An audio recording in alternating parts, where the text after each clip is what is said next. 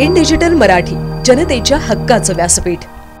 कारगिल युद्धात भारताचा पाकिस्तानवरील विजय म्हणून कारगिल विजय दिवस आज साजरा केला जातो। या युद्धात शहीद झालेल्या जवानांच्या स्मृतींना उजाळा देण्यासाठी काल बदलापुरात मशाल ज्योत काढण्यात आली।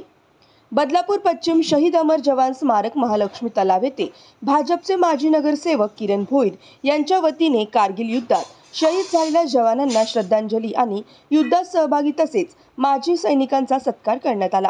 बदलापूर पश्चिम बस डेपो येथील छत्रपती शिवाजी महाराज यांच्या पुतळ्याला पुष्पहार अर्पण करून बस डेपो ते शहीद अमर जवान स्मारकापर्यंत मशाल ज्योत काढण्यात आली।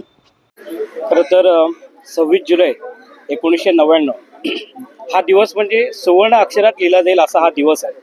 त्याला विशेष म्हणजे असं की भारत पाकिस्तान ज्यावेळेस युद्ध झालं होतं, म्हणजे पाकिस्तानने गद्दारी करून त्याने कारगिलवर आपल्या देशातील काही प्रांत त्या ठिकाणी त्याच्यावर कब्जा केला होता आणि त्याच्यावर या दिवशी भारतीय लष्कराने विजय संपादित केला होता आणि या दिवशी अनेक सारे सैनिक आपले शहीद झाले, त्यांनी बलिदान दिलं।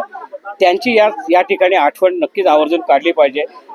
त्याच निमित्ताने आम्ही या ठिकाणी अमर जवान शहीद स्मारक या ठिकाणी आम्ही त्यांच्या या स्मारक समोर आम्ही त्यांना श्रद्धांजली अर्पण केलेली आहे। विशेष म्हणजे आजच्या दिवशी छत्रपती शिवाजी महाराज यांचा या ठिकाणी पुतळा आहे बस डेपोच्या इथे, तिथून मशाल ज्योत या ठिकाणी माजी सैनिक असतील, ज्येष्ठ नागरिक आहे, महिला आहे, यांच्या उपस्थितीमध्ये मशाल ज्योत या ठिकाणी काढली होती। नागरिकांमध्ये जनजागृती व्हावी या आजच्या दिवशी हे याचं विशेष महत्त्व आहे। आणि खरं तर लहान मुलं प्रत्येकासमोर आदर्श हा आमच्या समोर उभा राहावा या सैनिकांमध्ये आम्ही हे कार्यक्रम करतो। खरं तर आमच्यासाठी अभिमानाची गोष्ट आहे की सैनिक त्या युद्धामध्ये जे सहभागी होते ते आज या आपल्यासोबत उपस्थित आहे आणि या आजच्या दिवशी आम्ही त्यांचा यथोचित सन्मान आणि सत्कार केलेला आहे।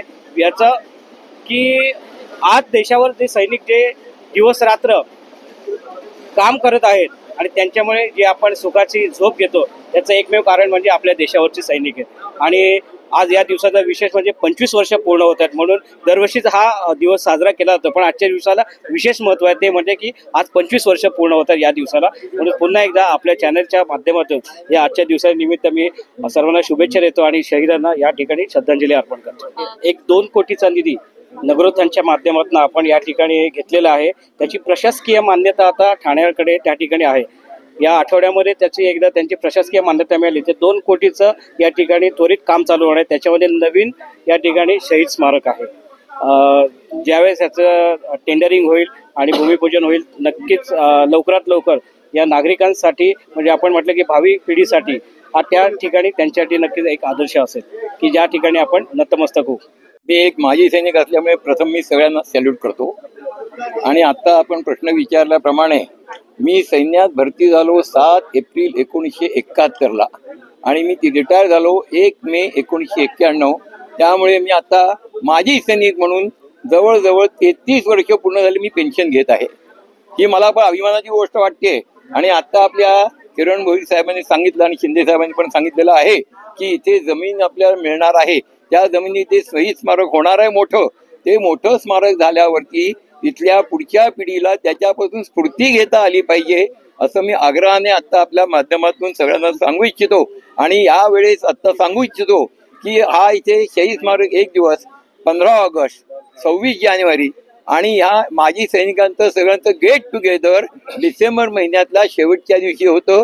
तेव्हा सगळ्या फॅमिली आणि किरण भोईर साहेब आणि आमदार खासदार पण तेव्हा येतात, तेव्हा आपणही अवश्य यावं ही मी तुम्हाला आता आमच्या एक सर्व्हिस असोसिएशनतर्फे तुम्हाला आग्रहाची विनंती करतो। आणि ही मी माझी आता भाषण संपवतो। जय हिंद, जय महाराष्ट्र।